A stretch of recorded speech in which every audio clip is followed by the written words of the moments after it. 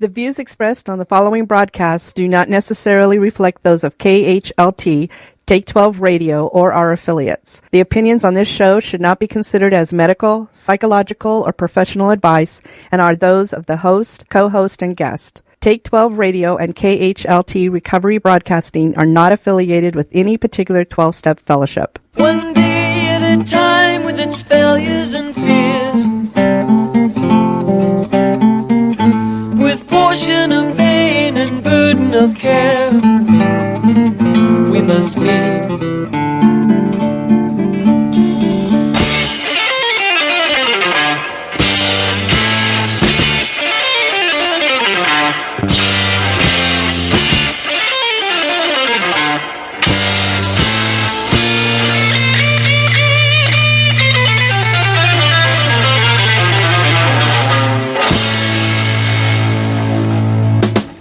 Welcome to Walking Through the Language of the Heart, a journey into the Grapevine writings of Alcoholics Anonymous co-founder Bill W. And now, here are your co-hosts, Chris S. and the Monty'man.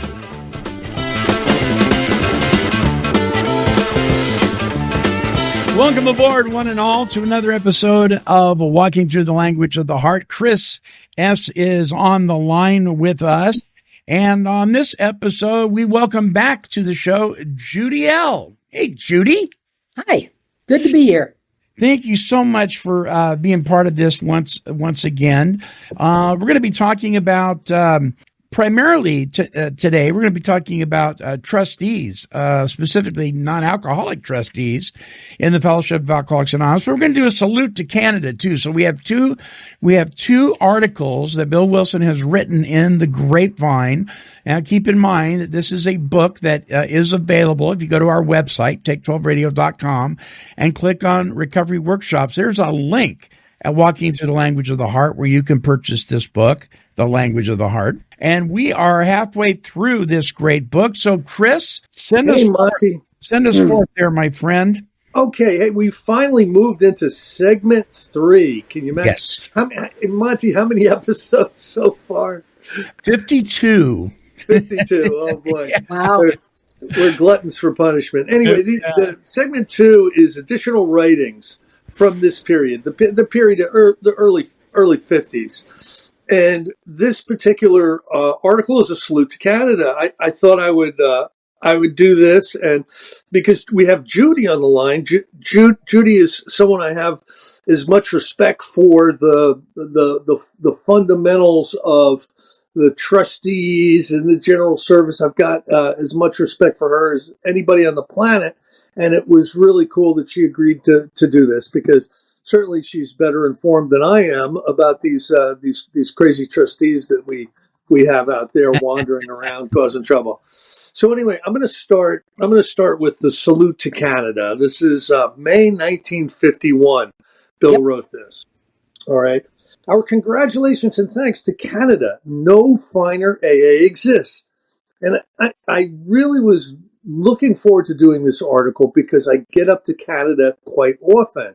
And I've got a ton of AA friends up in Canada, and I'll tell you right now, no finer AA exists. And I love Canadians. You want to know why, guys? I love Canadians because they're like Americans, only they're nice. Yeah. So that's really one of the reasons why I like them. So let's say this far-flung society of ours has the odd quality of being everywhere the same, yet everywhere so different. We AAs are totally alike, whether by regions or by nations. This, of course, is just as it should be. When AA travelers return from Canada, they all report how much more they brought away from Canada than they took in. And this is always my experience going up there. The last time I was up there, it was an event in Toronto, and I just, you come back charged up, and I love the way the Canadians treat you. It's with respect and kindness, and they're so appreciative of anybody that is coming up there to bring a message. And as I'm on my phone tonight, I'm usually on my computer, and somebody from Canada is texting me right at this moment from that Toronto thing, which is really weird. And may I say this too, just for the listeners? Chris does a lot of traveling, listeners, taking the message of Alcoholics Anonymous to many far corners of the United States, and you are in Martha's Vineyard right now. Yes. Normally you're in, what's the name of the town you're from? I can never pronounce it. I'm from Blairstown, New Jersey, that's right. Which is famous for two reasons. The number one reason is it's the original filming location of the first Friday the 13th movie. I'm sure you already knew that, though. Yeah, and the second reason is because Elena Lodge, one of the foundational 12-step abstinence-based treatment centers, is found there. So that's where I live. It's up by the Delaware Water Gap. Wow, very cool. So nor shall we forget that Canada has brought the AA, now Al-Anon, family groups to their present happy degree of success, and to the high favor they found among those of us who heard their testimonies at Cleveland last summer. So this would have been the 1950 Cleveland Convention, which was really the first international convention, I believe, was in 1950. And that's historic for a number of reasons, but a lot of Canadians came down. So Alcoholics Anonymous was in full bloom in Canada in 1950, which is pretty cool. Nor shall the bright memory ever fade of that day in Montreal when Lois and I heard the Lord's Prayer spoken in French and English, our first meeting in two languages. Wow, that must have been, Montreal is French-Canadian. We are immeasurably grateful for fast friends from Halifax to Vancouver, and they are always the same, devoted workers upon that great fabric which is AA of today and of tomorrow. And I personally am incredibly appreciative of Alcoholics Anonymous in Canada. And that is the article on a salute to our Canadian friends. Now we're going to get into the meat of this show, which is going to be Meet the Non-Alcoholic Trustees 1951. Before you start reading, though, for the listeners who may have not tuned in before, Judy, when you've been on, listeners, we welcome Judy L back to the show. Judy, can you just tell the listeners just a little bit about you real quick to kind of qualify so they know you? What would you like to know? I'm from the Colorado, Boulder, Denver area. I've had the same home group for over 30 years. Wow. Saturday Night Jive in Boulder. It is currently a hybrid meeting. What does that mean, hybrid? It means it's both online and in person. Oh, I gotcha. Okay. We have a great big screen, and so we have lovely speakers that come and talk to us from around the globe. That's great. Yeah. That's wonderful. And then we have some folks that come from that are local as well. So it's got a community sense to it. Yeah. Yeah. Well, we certainly appreciate you being here. Now, you have worked in the area of service in the Fellowship of Alcoholics Anonymous for some time, true? I have, although I'm a has-been. I haven't done squat these days. I seem to find my niche trying to lend a hand with others more than in a service commitment of its own. I'm a past delegate from Colorado. Yeah. I'm what they call a panel 59. So currently we're at panel 73. All right. Well, panel 59, take us forth into this next part. Chris, you want to kind of introduce her into this? Yeah.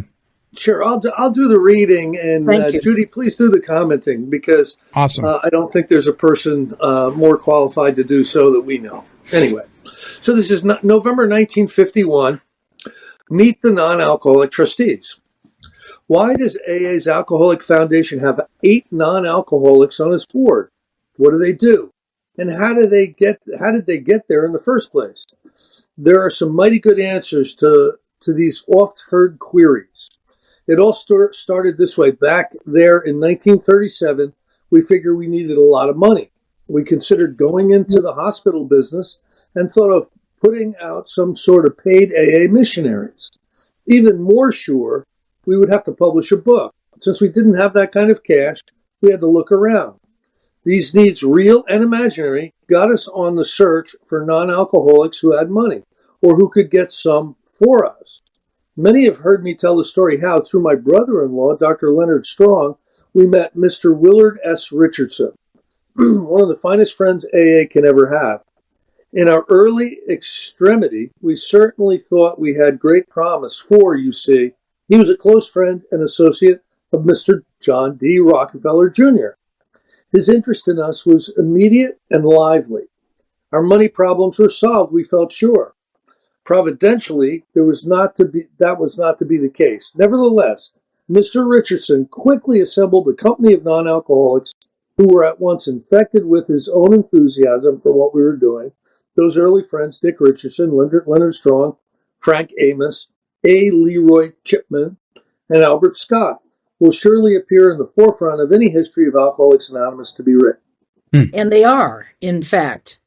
They had a certain quality that at the time probably was unique when you think about it. They had the abilities to see us as the novel new idea we were with enormous potential. And they worked with us because Bill was wise. Sometimes I wish we were as wise today, but we were wise then about asking people to help us with finding friends of Alcoholics Anonymous. We weren't doing panels and all that kind of stuff necessarily. What we were trying to do, Bill wisely went out to try to make friends and then introduce them to Alcoholics Anonymous, bring them into our meetings, and let them know what we were doing. Judy, to your knowledge, was there much kickback from this, bringing in non-alcoholics? I have never heard of that. Yeah. Who are they going to kick back against? Bill? Everybody was always fighting Bill on everything. Yeah, true enough.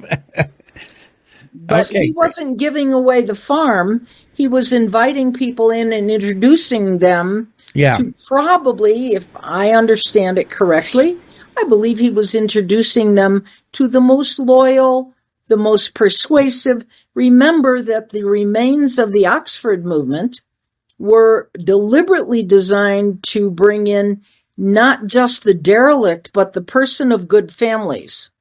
So I'll bet Bill was also introducing them equally to people that they could meet on an equal level.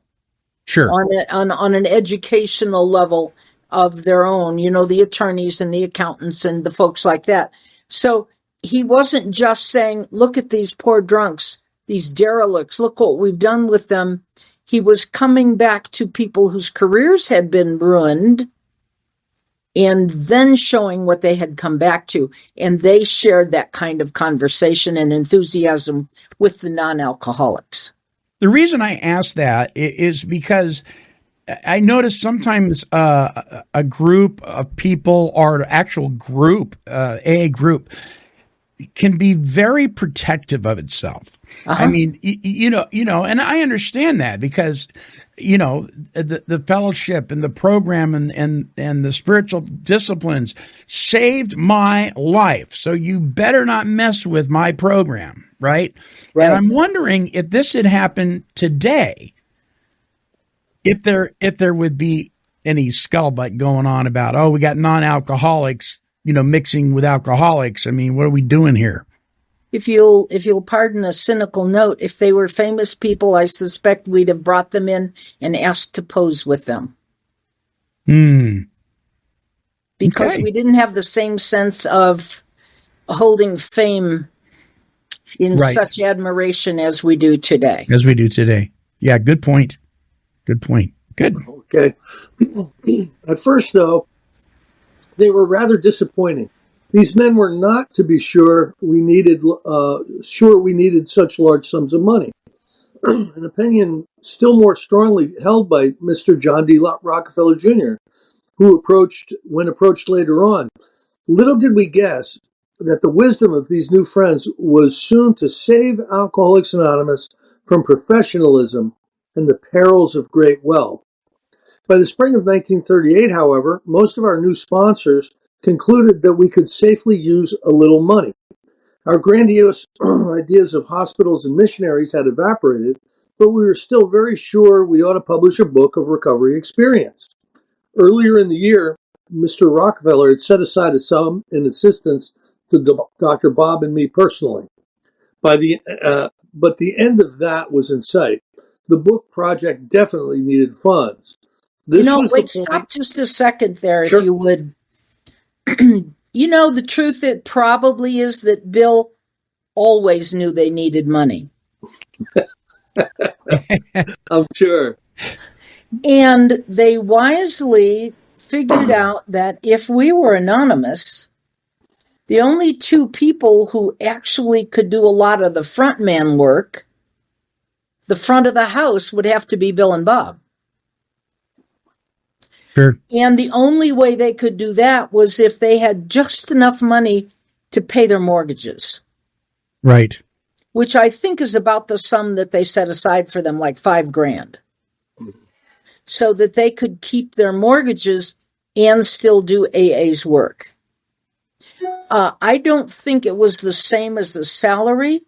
I think Rockefeller was particularly careful about not giving anybody large sums of money. Although $5,000 in the 30s was still a significant amount of money. You betcha. Yeah. But it was enough to cover their expenses so that they could devote their time to developing the program of Alcoholics Anonymous, because I don't know if it says it here, but both Henry Ford and Rockefeller were teetotalers. Mm-hmm.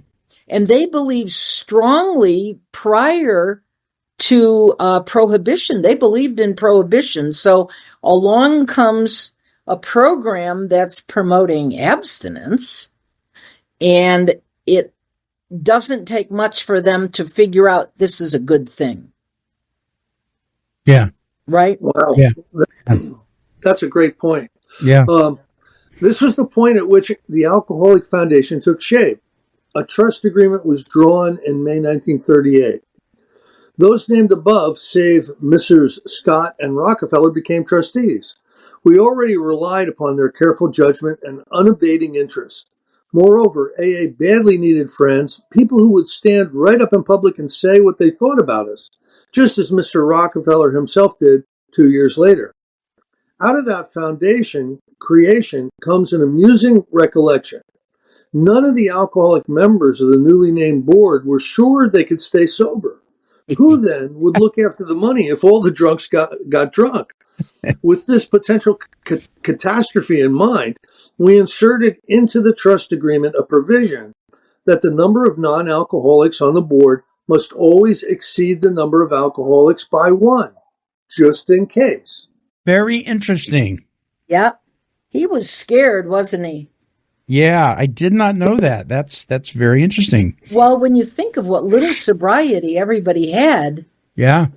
at the time, even Bill only and Bob only had 3 years. Yeah. Holy smokes. Who's got, the sense that I'll stay sober forever? Yeah, I don't even let people with 3 years stay alone in my house. There you go. So I just think that's such, and of course, what we now know is that they have since changed that. Yeah. Those original rules have changed as alcoholics began to get sober from all walks of life, from all stages of professional capabilities and standing. And as the result of that, we've begun to trust the alcoholics more because we now have a lot more time. Mm-hmm.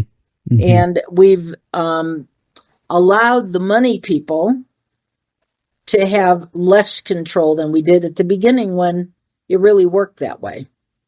it was a great fight, but that's what eventually happened. Yeah. Yeah. All during the summer of 1938, with the best of recommendations, we solicited money for our shining new foundation. There was no result whatever. So in the fall of that year, under the name of Works Publishing, Inc., the New York Alcoholics and their friends, 49 in all, raised funds for the publication of the AA book. The foundation itself had practically no cash until 1940, when Mr. Rockefeller gave his much publicized dinner for Alcoholics Anonymous. That resulted in approximately $3,000 annually for the foundation over a period of 5 years. The Rockefeller family later loaned funds to pay off the cash subscribers to the AA book, thereby completing the foundation's ownership. This was about all the money the foundation ever had from outside sources.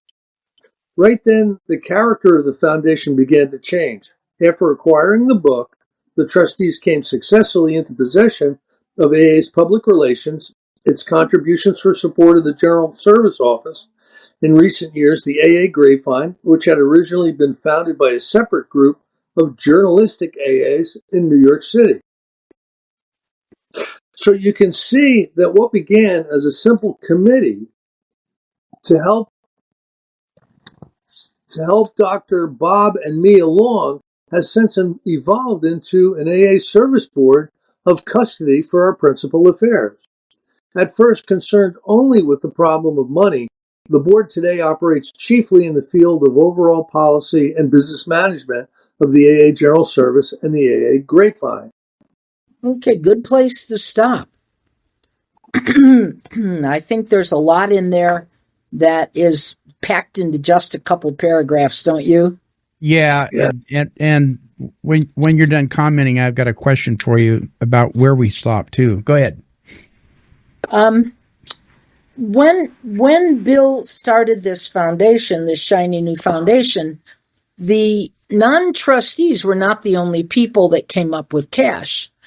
Bill and what's his name, Hank Parkhurst, had gone all over everywhere trying to sell these stocks with very little success. But when they did have success, among other things they did was they began to buy back the stock, because the feeling was that AA should own its own book and own its own stock. And, when you think about it, they printed out some kind of certificate on a mimeographed piece of paper that probably would never have stood up in court anyway.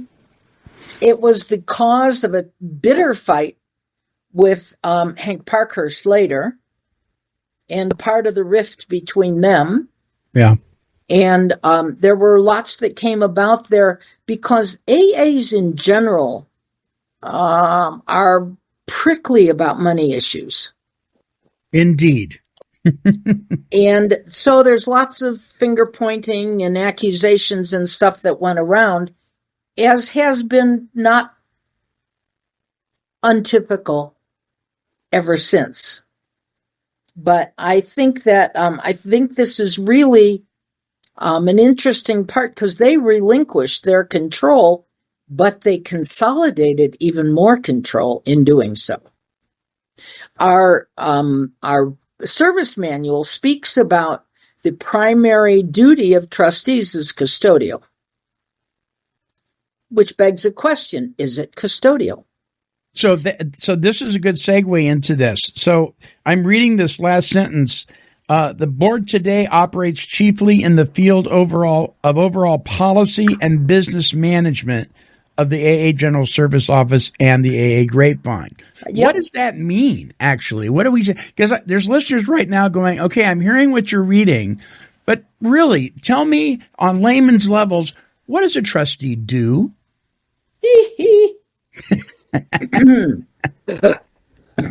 There's more than one kind of trustee. My late friend Don Pritz said that when he was trustee, he was an alcoholic trustee, not a non-trustee, not a non-alcoholic trustee. He was an alcoholic trustee. And he said that he was tied up in meetings Thursday through Monday, which really gave the ability to hold a regular job almost no chance, because he'd have to fly out on Thursday and fly home late Monday. And that was the way it was for 4 years. The term of that is 4 years for an alcoholic trustee. And they meet in all of the committees that are talked about, and we just keep inventing new committees. And how do I say this? Over a period of time, many committees which were handled more by alcoholics seem to have been more custodial by the non-alcoholic trustees and by the trustees in general, because there should be delegates committees, and then there's trustees committees, and the workload is pretty heavy. A friend of mine, a recent trustee, was on 13 committees at the same time. Holy mackie. 13 committees. And so if you are 40 weekends out of a year, gone from Thursday through Monday, it would seem to me that any board thinking carefully would say something's wrong with how that's being managed. Yeah. And they've talked about it. And the problem is that, like any other position, as I see it, as Judy sees it, not other people, but if you can't let other people do your work for fear you will then lose your credibility, you get to do all the work. Like, for example, a small example, the agenda committee was set up to determine the agenda for the conference. Over time, the trustees have taken it away from them. They don't get to decide any of that stuff. The delegates don't. Only the trustees get to decide. All of that is now decided at the corporate level. It is not decided at the delegate level. And that kind of transference of responsibility might, just a suggestion, might be part of the reason that they have such a heavy workload. Mm.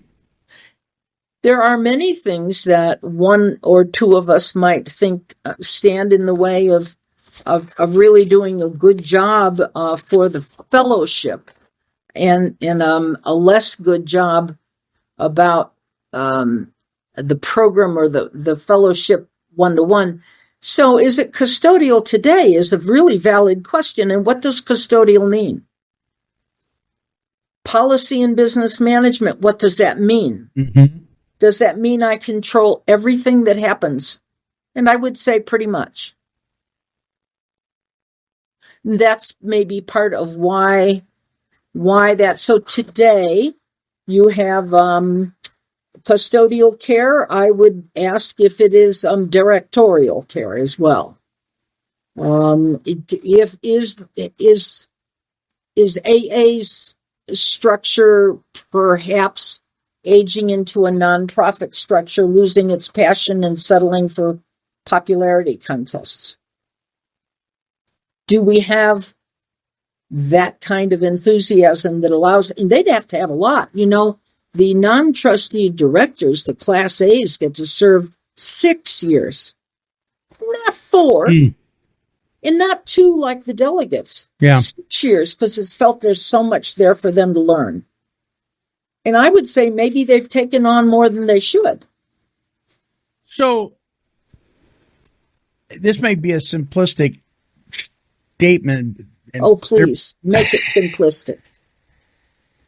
So, you know, the whole concept of the upside down pyramid is that losing ground? Is decisions of Alcoholics Anonymous that should be at group level, is that slowly fading? And New York is calling the shots without the group's blessing? Well, if I don't answer that directly, may I instead suggest? You sure may. They have decided that no appeal of any decisions that are being managed can be done by anybody other than trustees. The fellowship cannot appeal. Wow. Fellowship decides one part of not the fellowship, the trustees get to decide on their interpretation of how the money is spent. Mm-hmm. I wonder how many people at group level even know this. They don't, nor are most of them interested in knowing. They're not interested. If you choose people based on their willingness to play ball, and you intimidate others who are not playing ball with you, mm-hmm. you no longer have a fractious board, but you have one that can work together. Is that a positive thing or not, is a question. Hmm. So, can 6 years be too long to serve and be an inappropriate use of influence and authority? Can it be dangerous to ego to have a position of such authority for 6 consecutive years and 4 years if you get elected chair in the middle of that too? It kind of shoots the spirit of rotation in the foot, doesn't it? Uh-huh. Yeah. Yeah, so there are dangers even for non-alcoholics about power, prestige, and authority. I mean, not just alcoholics have those issues. Yeah, it's part of the human condition. Thinking one of those is, have we set it up so that that burden has shifted, and as we, and we are remiss as delegates, as agents of our own areas, we are remiss, and here's why. Every time Grapevine made a decision, they came and finally the committee said, you guys know better than we do. Why don't you just decide and we'll rubber stamp it? Mm-hmm. So they have. Yeah. So now Grapevine has almost complete authority, but they don't have any money. AAWS handles all the money, which they dole out as they see fit, without a complete accounting sometimes, except in big, vague terms that nobody understands. Right. Our audit was done by the same auditing company for 20 years. Is that a good thing? Is an outside auditor perhaps a better judge of what's going on? Those are just questions I want to throw in here. Yeah. You're saying a lot with those questions, Judy. Are we sending your ignorant delegates, and how would they get to vote together? If we are supposed to act in concert and delegates are supposed to set the tone, last year's conference had none of the delegates be privy to the biggest issue that was there, and so they could not speak to the membership or the fellowship or have any sense whatsoever about what was going to happen until after they got there. And that apparently was okay because they let them get away with that. Wow. We put up candidates. There's no real vote because it's felt, and maybe that's a fair thing, it's felt that you can't put somebody's resume out on the street, so they don't. You get to vote for a slate of names, and all you get to vote for is to say no. Otherwise, it's an automatic. So is that even a vote? Is that a rubber stamp?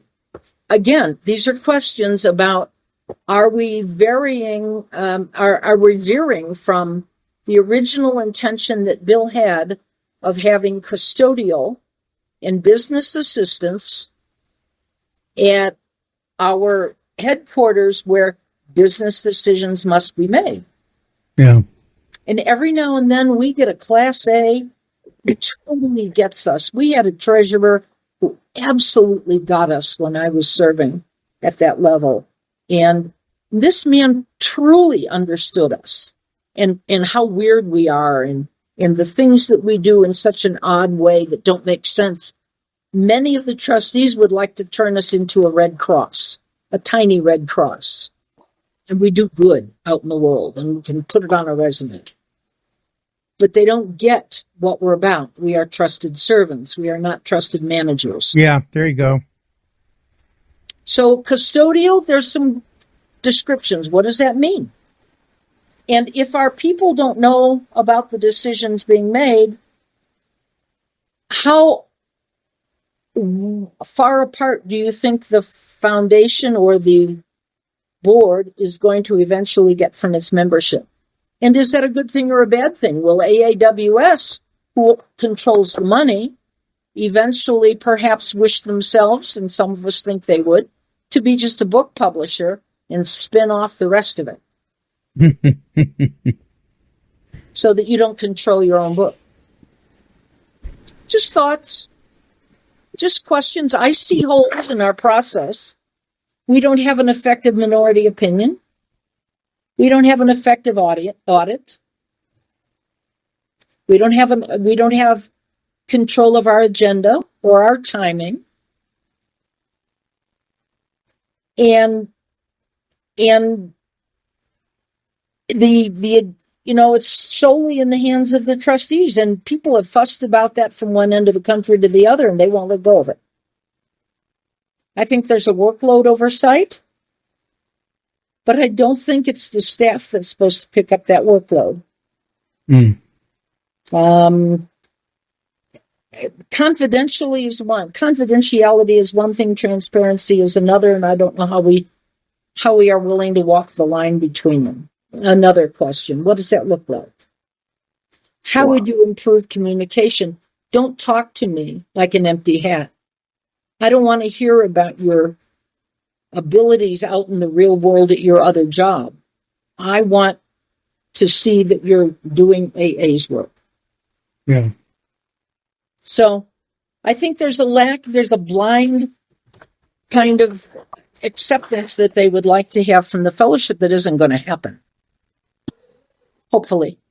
So we had we had a background noise that was going on there for a while, and then now it's stopped and it's clear as a bell. So I'm not sure what happened, but did you guys hear it? Yeah, I heard it. Yeah. You heard it. Now it's gone. Okay. Well, that's good. Judy, that's all. That's, for those who are listening, that's a lot of stuff to chew on. And like you said, there's, probably, I'm just going to take a stab at it. At least here on the West Coast, probably most of the average meeting attenders do not know, nor do they care to know about the deep dive on this stuff. Right. They just don't. I mean, and I'm talking about people that have been attending the fellowship and drinking bad coffee for a long time. Absolutely. Yeah. And that's too bad. I think that's unfortunate. Yeah. Yes. There almost seems to be something about the people who want to get involved also get frustrated somewhere along the line, because it seems like the rules of the game are set up to not allow them to really be contributing members.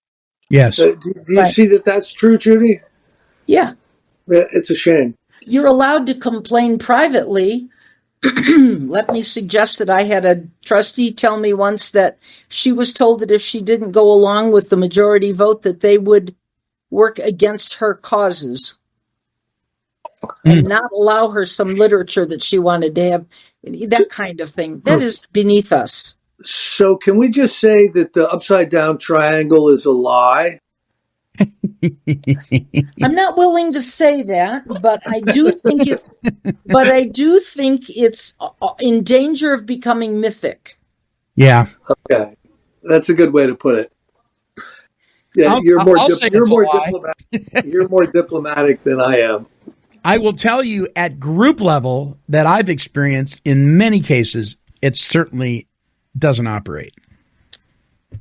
And I'm wondering, even though there's a lot of people at group level that don't have any idea about some of this stuff that you were talking about, the spirit of the whole thing rolls downhill.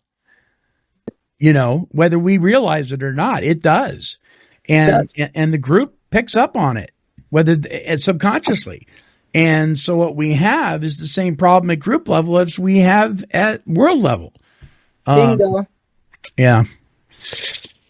Wow. Boy, I'm going to get in trouble. So there is concern, and I don't want to just be doing Chicken Little, the ceiling is falling. Sure. My request has been get a service position and care enough about AA to listen to the reports.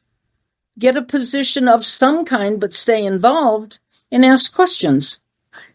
We are members, and if you're going to say, I'm not even convinced I should send money anymore.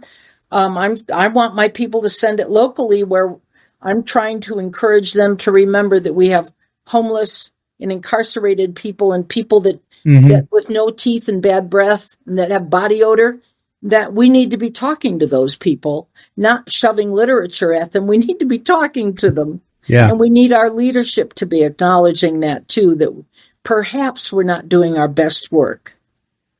Yeah. Yeah. I want a torch to follow. I have some personal passion for this, and I want somebody carrying a torch. Chris carries a great torch. You're carrying yours on radio.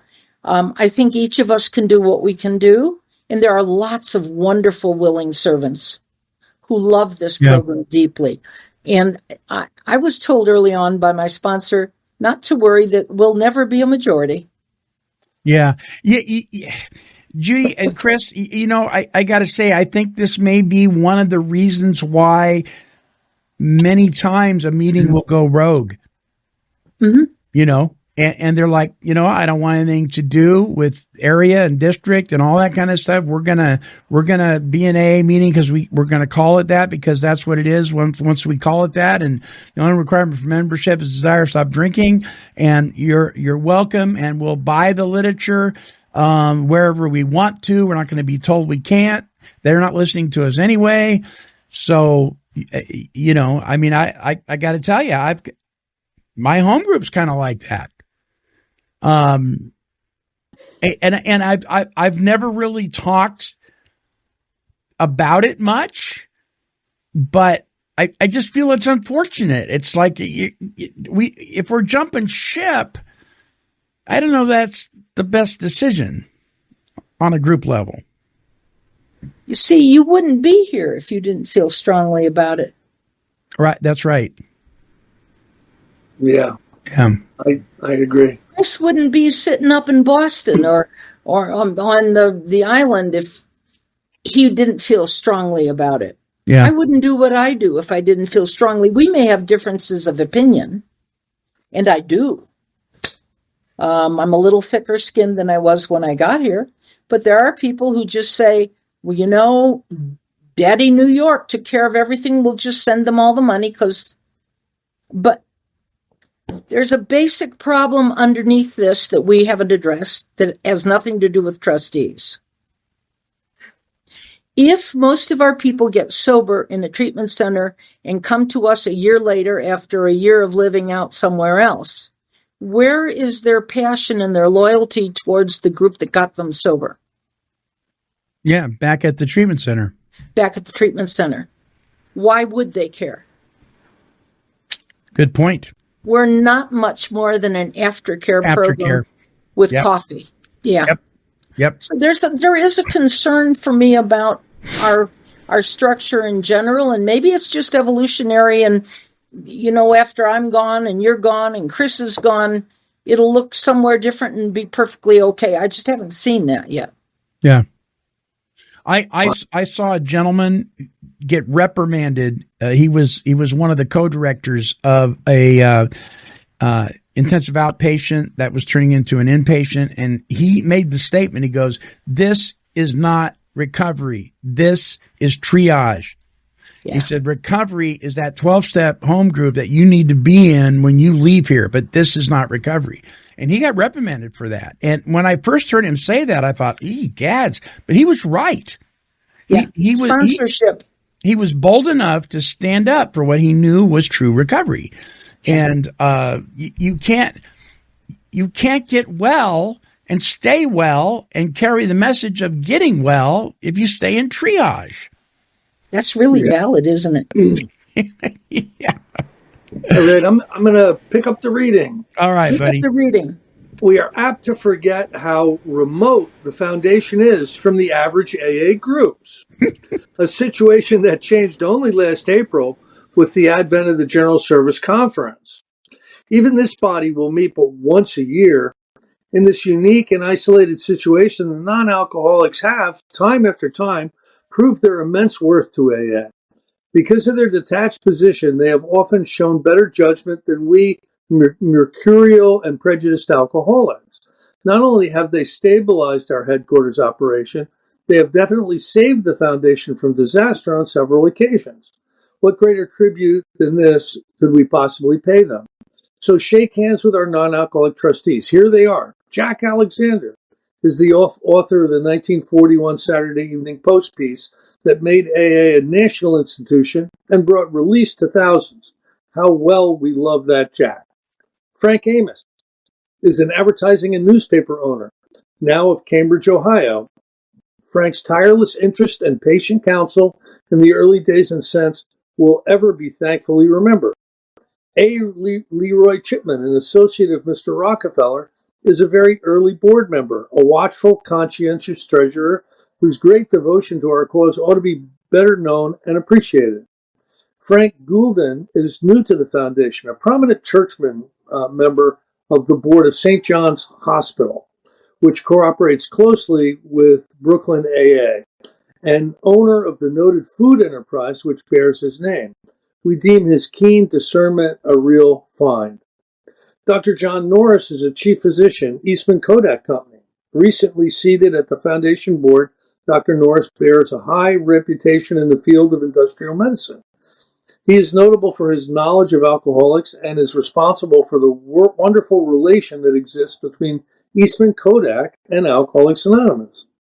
Fulton Ausler is senior editor of the Reader's Digest, enjoys worldwide renown as an author and public relations expert. Thousands of AAs have read his Greatest Story Ever Told. There is no more lovable and ardent AA fan than Fulton. Bernard Smith is chairman of the foundation board, well-known corporate lawyer, a friend of exceptional vision and goodwill. His ceaseless advocacy of the General Service Conference idea from the moment it was first proposed entitles him to our everlasting gratitude.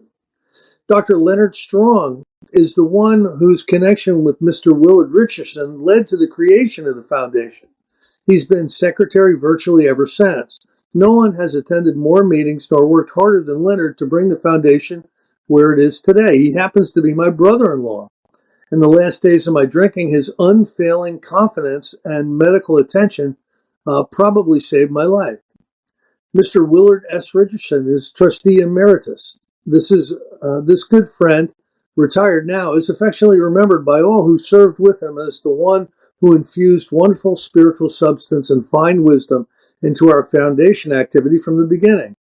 Behind his back, we call him Uncle Dick. That speaks volumes, doesn't it?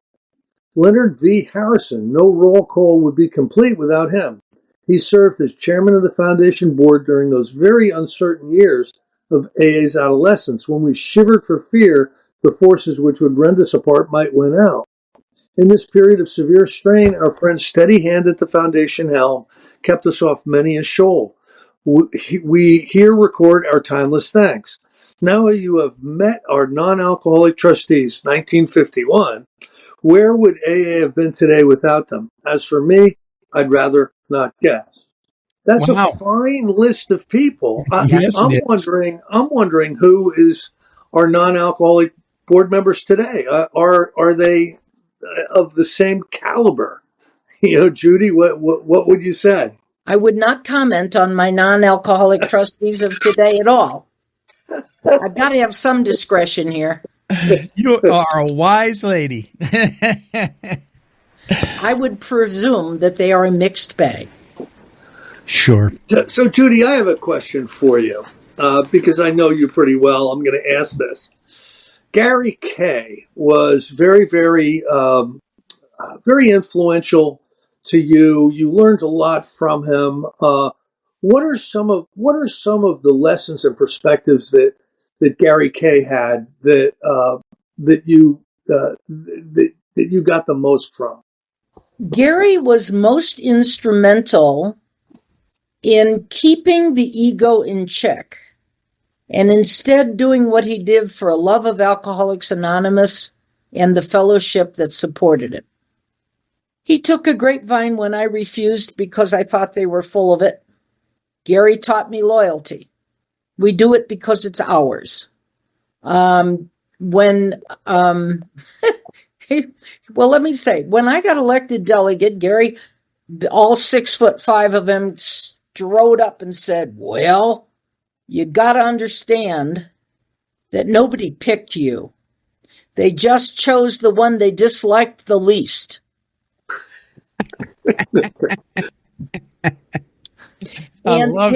I do too. And his point was that, you need to prick that balloon a little bit. We get so enthralled with having position, authority, title, that we forget to do the things that are worthy of respect. We want to float on that balloon of ego and pride.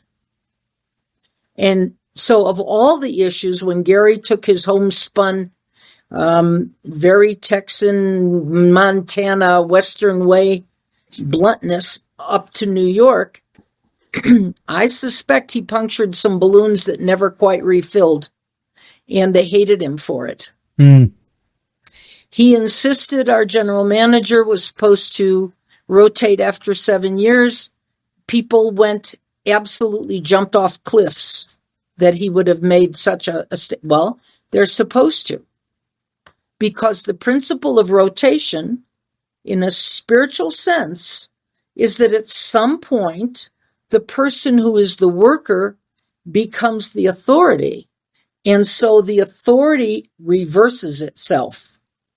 The battle was long, and he was a big guy, and he took a lot of slings for such principled stands. And because of that, what I got was that you can stand on principle, but an awful lot of the time you're going to stand alone. And you have to develop enough character to be able to do that. Wow. Now, that may not be the best thing I learned about AA, but let me tell you, it's probably the best thing I learned about me. That's good. And 5 years after I rotated, he said, you're going to be an okay past delegate. It takes a while to figure out. Chris, you said something one time, I think it was on one of our shows. You had said when it came to service, today we have no guarantee that people in service have actually had a spiritual awakening as a result of those steps. We have people. It's a mixed bag, and no wonder the result is not consistent. I just shoot that out there. I think if there's any expectation, if there's any requirement, if there's any law from above on high, and I'm talking about the Almighty, personally, if I had the ability and I was in a position, you wouldn't work for me. You wouldn't come and work as a volunteer at Take 12 Recovery Radio in a leadership position unless you've had a spiritual awakening as a result of those steps. And you can't have one that you cannot have, it's been said, Chris, you've said it, you cannot have a spiritual awakening as a result of steps you haven't done. And so it goes all the way back to the beginning, doesn't it? How did we grow up in this fellowship? And did we even grow up? Or are we still toddlers, but now we're in positions where we're making decisions for everybody else, and we're still sucking our thumb and holding on to our binky? Sorry, folks, but... Well, one of the things Gary Kay said once was, everything we read says that in 1950 or 55, the theme was to give the responsibility back to the fellowship. And we all accepted, we all hear that. He finally Bill and Bob turned it over to us. What Gary Kay used to say, I'm not entirely convinced the fellowship has ever accepted that responsibility. Interesting. And maybe that's what has led to our difficulties at other levels. Wow. Because it's my responsibility. It's yours. It's Chris's. Yes. Yeah. Amen. Amen. Well, this brings us to a close of another episode. This was really good. Chris, closing thoughts? Judy, thank you for joining us. You added a depth of experience that Monty and I could not have have had on our own. Thank you for being here. It's certainly my pleasure. Thank you. Anytime. Absolutely. I'm afraid I ran my mouth a bit much. You may have to delete some of what I said, but there you go. We're going to post your mailing address so that anybody that has any My hate mail can come personally. Yeah. Oh, that's funny. All right, Judy, thank you so much. And of course, as always, you're always welcome to join us here on Walking Through the Language of the Heart. Thank you so much. You betcha. Absolutely. It's an absolute pleasure. Next week, a fragment of history, origin of the 12 steps. And it's a long article. We may have to do this in 2 parts, Chris. So I'm excited about that. Judy, thank you once again. Chris, thank you as always. It is always a pleasure to do this stuff with you. Wow. Love you guys. Stuff to chew on. Yeah, we love you too. I would just challenge folks to go back and rewind some of this and let's do it again. I really would. Dig in. It's worth digging in. Until our next broadcast, this is the Monty'man, and we are wishing God's perfect serenity for you.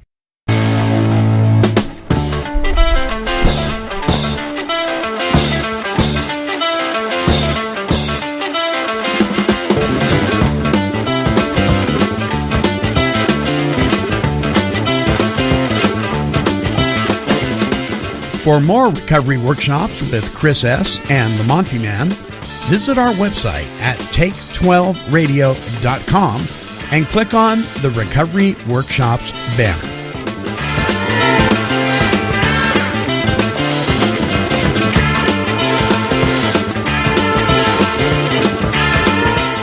This has been a broadcast of Take 12 Recovery Radio and KHLT Recovery Broadcasting.